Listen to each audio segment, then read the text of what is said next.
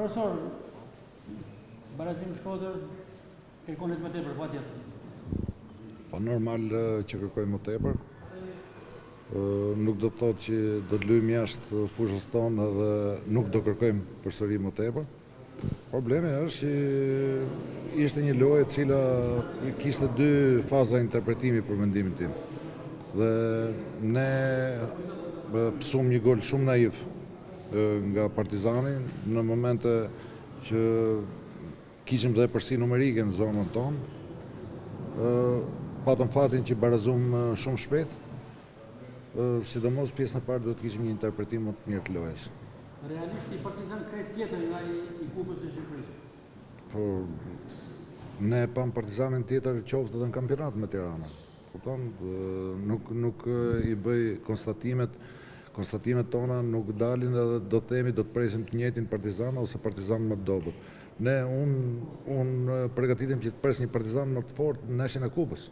Kështu që do të jemi të kujdesshëm. Problemi është që skuadra pjesën e dytë ndryshon pak qoftë në rreshtim, ndryshon pak qoftë në këmbgulje të lojtarëve, këmbgulën më tepër. Megjithatë, përsëri rreziku në disa momente ishte, sepse kur rrezikon edhe do të ke mundësi ta psosh. Profesor, Tirana në kryen e renditjes me 6 pikë diferencë, si e shikoni këtë shkëputje?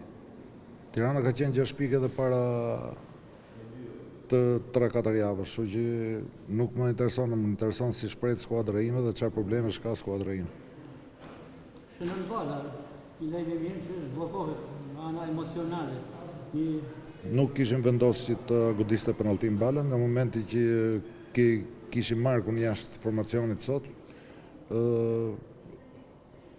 Ishte një nga zgjidhjet tona për sa i përket dhe lojtari që ka iniciativë të marrë gjyq penalltin është i gatshëm ta marrë kurrë. Të mërkurën e ardhshme në kryeqytet për kualifikim? Por ne kemi dalë në një ndeshje me rezultatin 3-1 këtu. Kjo nuk do të thotë asgjë. Neshjet e Kupës janë shumë specifike për sa i përket edhe tashti në këtë momente. Gol fush kundërshtaret s'ka. Kështu që ne duhet jemi shumë kujdesshëm për të bërë lojën tonë dhe për të ftofë lojën sa më shpejt. Çfarë për Balën? Po vin lajme të mira për dëmtimin e tij. Për Malën. Malën, më fal. Nuk janë lajme të mira. Nuk janë lajme të mira për dëmtimin e tij sepse ka thyer klavikulën. Është një